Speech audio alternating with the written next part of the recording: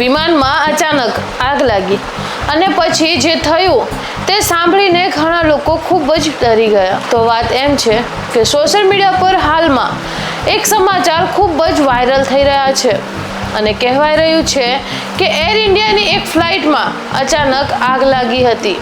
આ ફ્લાઇટ બેંગ્લોરથી દિલ્હી જઈ રહી હતી અને બધું જ સામાન્ય હતું, પણ લેન્ડિંગ પહેલા જ પાયલટને કોકપીટમાં એક ખતરનાક વોર્નિંગ મળી.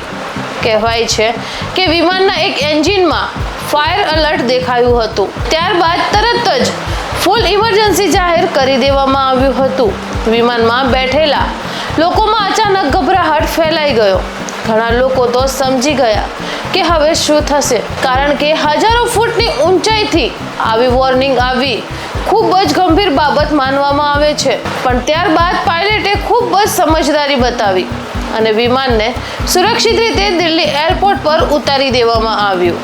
રિપોર્ટ મુજબ તમામ મુસાફરો સુરક્ષિત છે, પરંતુ હવે સૌથી મોટો સવાલ એ ઊભો થાય છે કે આ વોર્નિંગ સાચી હતી કે પછી ટેકનિકલ ફોલ્ટ. હાલ ટીમ આ સમગ્ર મામલાની તપાસ કરી રહી છે અને સોશિયલ મીડિયા પર પણ આ ઘટનાનો વિડીયો અને ચર્ચાઓ ખૂબ જ ઝડપથી વાયરલ થઈ રહી છે.